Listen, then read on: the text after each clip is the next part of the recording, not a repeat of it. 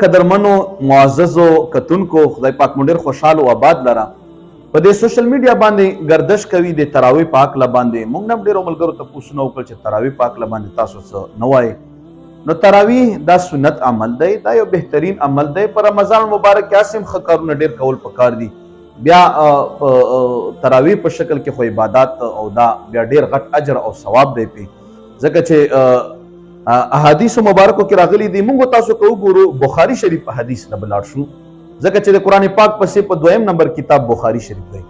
عمر فاروق رضی الله تعالی عنہ راغی، بخاری شریف په دې حدیث کې راغلي دي، او مختلف صحابه کرامو مختلف ځایونو کې په مسجد نبوي شریف کې تراویح کولې. نو سیدنا عمر ابن خطاب رضی الله تعالی عنہ ته فرمایل، اے صحابو داسې ښه نه ده تاسو ځان له تراویح کوئ چې یو کس درته مخکې کېږي او تاسو ټول د هغې پسې تراویح کوئ. ټول ورته چې دا خو به ډېره ښه خبره وي. نو دور خلافت هم د عمر فاروق صاحب دی. حضرت ابی ابن کعب رضی الله تعالی عنہ په نوم باندې یو ښه قاري صحابي راوغوښتو او جمع ته یې مخکې کو، د نبي پاک علیه السلام په مصلی ودرولو او هغه خلکو ته دا 10 رکعته تراویح شروع کړي. ناظرینو کتونکو د ځای کې دا خبره د قابل غور ده چې ابی ابن کعب کوم صحابي دی. په همدغې بخاري شریف کې راغلی دي رسول الله صلی الله علیه و آله وسلم مبارک ابی ابن کعب راوغوښتو او ورته ویې فرمایل، اے ابی ابن کعب راشه ما ته لږ د قرآن پاک تلاوت وکړه. هغه ورته چې وبکم، او بیا ورته فرمایي چې الله تعالی راته وفرمایل چې ابی ابن کعب راوغواړه چې تلاوت درته وکړي. ابی ابن کعب حیران شو، ورته فرمایي الله تعالی دې ما نوم درته واغستو اے محبوب کریمه چې دی راوغواړه چې تلاوت درته وکړي. نبی پاک علیه السلام ورته فرمایي او الله تعالی راته دې ستا نوم واخیستو چې ابی ابن کعب راوغواړه چې هغه تا ته تلاوت وکړي. نو ابی ابن کعب رضی الله تعالی عنہ په دې ټینګ کې په ژړا باندې شو. ناظرینو هم کتل چې 10 رکعته تراویح چې کوم قاري صاحب کړي دي او هغې شروعات او سټارټ اخیستی دی، هغه صحابي و چې الله تعالی نوم واخیستو نبی پاک مبارک ته علیه الصلاة والسلام چې دغه قاری صاحب نه تلاوت لږ واوروه چې زه هم واورم. دومره ښایسته خلک او دومره بهترینو خلکو د دې افتتاح کړې ده.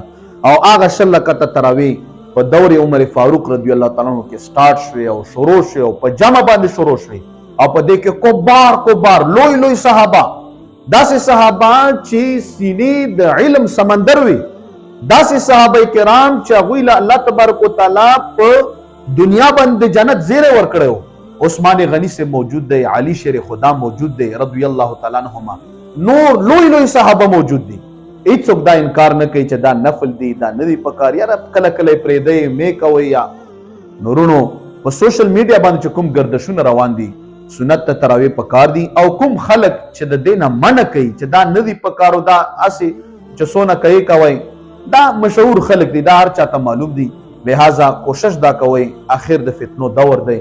څوک وایي چې هغه شی مه کوه، څوک وایي چې دغه شی مه کوه، خو تاسو خپل زور هغه دین هغه طریقه چې کومه طریقه او سلسله را روانه ده د 1400 کالو نه، هغې باندې باید چې موږ تاسو منګلي ولګوو، کلکوالی پې وکړو، ځکه چې حضور مبارک موږ تاسو ته فرمایلی دي چې تاسو علیکم بسنتي و سنتي خلفاء الراشدین المهدیین، لازم دی په تاسو باندې ما سنت او د ما د دغه صحابه کرامو سنت.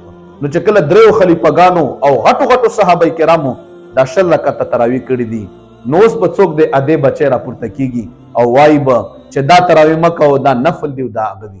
موږ به د عمر فاروق صاحب پسې درومو رضی الله عنه، موږ به عثمان غنی رضی الله تعالی عنہ پسې درومو، موږ به علی شیر خدا رضی الله تعالی عنہ پسې درومو، موږ به ابو هريره رضی الله تعالی عنہ پسې درومو، موږ به زید ابن ثابت رضی الله تعالی عنہ پسې درومو، موږ به لوی صحابو پسې درومو، تابعینو پسې بدرومو، تبع تابعینو پسې بدرومو.